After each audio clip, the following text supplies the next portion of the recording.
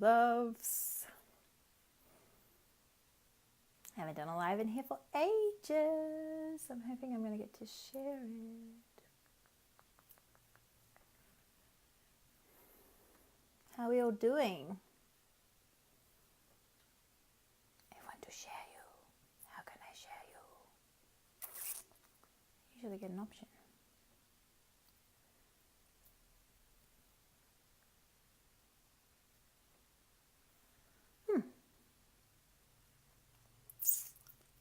Usually get an option to share. I wanted to share this in my free group. For those of you who aren't in there, go and join us. Called Love Unleashed. How are you going? How is everyone? For those of you who don't know, I kind of hope you would know if you're on my page, but for those of you who don't know, my name is Nikki and I am a love coach. I work with women who are ready to attract in their soulmate kings, but they keep attracting the wrong guys and they don't know why. It's driving them crazy. What am I doing wrong? So we work together to get really clear on where it is that you're still blocking that true love coming into their lives and really shift it and get into that energetic vibrational state to be able to attract in the love that they truly desire. Very powerful work. Love it.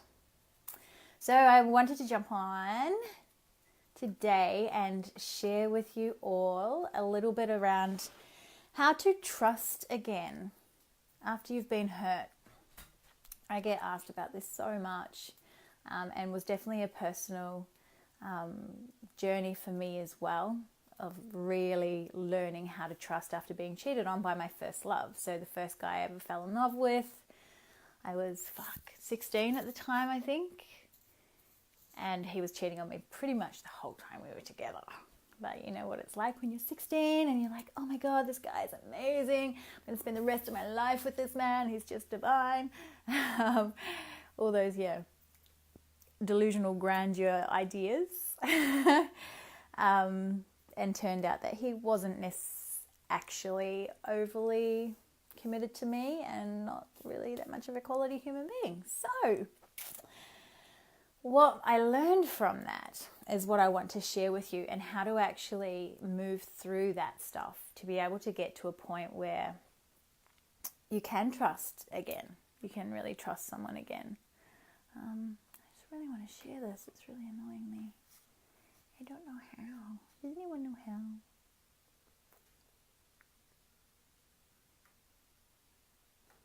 Don't know. I'll have to share it later. So essentially what tends to happen is when we get cheated on, we make it about ourselves. So we're like, what did I do wrong? What was it wrong with me? Why wasn't I good enough? The usual kind of I'm not good enough thoughts that go through your head. And the number one thing that we get to realize is that when someone cheats on us or does something hurtful towards us, it's not actually anything to do with us. And I know that can be so hard to grasp. I get it. I battled with this for years. I was sure that the reason he cheated on me was because I wasn't good enough. I wasn't skinny enough. I wasn't smart enough. I wasn't funny enough. I didn't have sex with him enough. Like, I had all of these ideas running through my head that, well, the reason that he cheated on me was because I did something wrong. So I really, if this is something that you're struggling with, I really want you to know that it's nothing to do with you. Nothing to do with you. Another person's behaviors or actions have nothing to do with you, and say everything about what is going on inside of that person. Please let that land on you, because this is massive, huge key into healing and trusting again. Because when you actually realize that, then it doesn't turn into this whole all men are assholes, all men are cheaters. It becomes about the individual, and it's always about the individual. And by stereotyping and blanketing an entire male species under the same all men are cheaters blanket that doesn't serve you, it's not fair on them. And it just prevents us from truly allowing love in again. or being even open to trusting again. So please, please, please make this your number one thing, and that coming to that realization that if someone's cheated on you, if someone's done something hurtful towards you in a relationship type situation, knowing that it's nothing to do with you. It's not your fault. It's nothing that you've done wrong. It's entirely their stuff, where they are at as a person, and what's going on inside of them. Okay. The second thing key that I wanted to touch on is that it's really, really important that you allow yourself to process the emotion that you experience, all of the emotion that you experience from this hurtful situation or being cheated on or whatever it is. So what I did is I cried, yes, but I suppressed.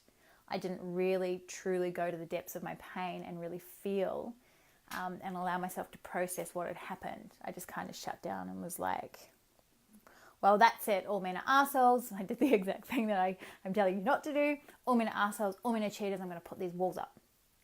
And I shoved all these walls up to protect myself. I was like, that's it. I am not letting anyone else in. No one's coming near me. I'm just going to protect myself. So what that meant was that I was here. My wall was here. Any man that came into my life was here. And I was like this. You're not getting anywhere near me. And of course that, aside from being incredibly unhealthy and unfair on the other person, prevented me from feeling anything, caused me to self-sabotage and self-destruct all of my relationships. And it cut me off from my truth and love. I forgot to love myself. I became all about external validation and really forgot to listen to myself, which takes me into the next thing, is that often when we have this stuff happen to us, what this actually leads to is a level of distrust within ourselves. And this is what you get to work on the most when you are trying to rebuild trust in other people. You have to start with rebuilding the trust within yourself. And what I mean by that is that learning to hear that inner voice again, learning to hear that intuition and trusting your body and your soul is telling you. Because what happens is that often, all this stuff will be happening and you'll be getting all these nudges, and then you're kind of ignoring, and then the event happens, so you get cheated on. And then when you come out of it and you look back, you're like, oh my God, well, this happened, and of course this happened, and I knew, my body was telling me there was something wrong, and, I knew that there was something weird going on there. All these things, you're just like all of a sudden, and you knew in those moments, but you were not listening to yourself. And what happens is that we then step into, well, fuck, if I had all these signs and I didn't listen to myself, how am I going to know moving forward? Will I know? How will I trust that? And also, how can I trust myself to actually attract in someone who's not going to do that to me, a quality person? I attracted this guy, so how can I trust myself? How am I going to know? How am I going to, and it's crazy because we can't ever know. We cannot ever know. But what you can do is spend that time to reconnect with yourself, to reconnect with your inner truth, to rebuild that love and trust within yourself, to know when you start going out into dating again, that if someone comes in and your body and your soul is giving you those nudges that this is not okay, this guy is not right, that you have the confidence and the faith in yourself and the trust within yourself to walk away. And that's where the key to trusting others is having that so beautiful, that loving, trusting connection with yourself, to listen to your little soul nudges, to listen to your inner voice who guides you in the right direction always. When I came out of my 7-month sabbatical and I decided to start dating again, I had a few dates before I met Gary. And yes, some of them ticked boxes, and I was like, oh, you're really cute. Oh yeah, I like your body. You seem like a cool guy, etc. But my soul was like, no, Nicola. He's not the one.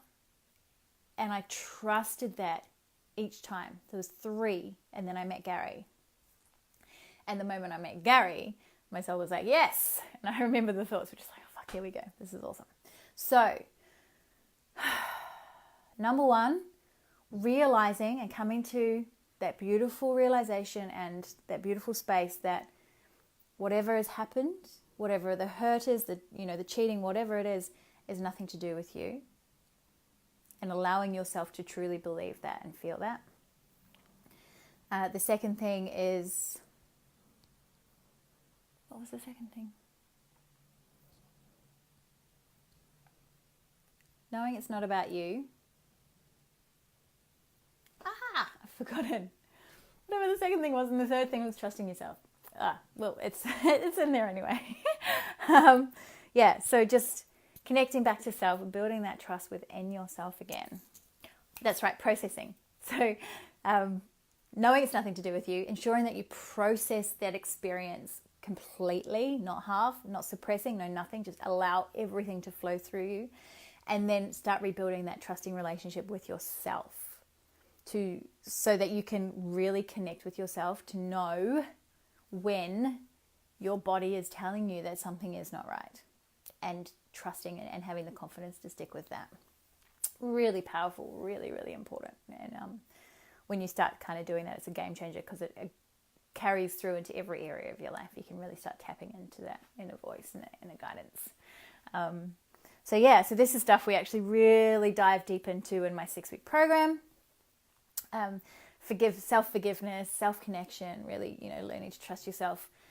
So if this is resonating for you and you'd like a little bit of support with that, then please feel free to reach out. I can send you some more information about the program.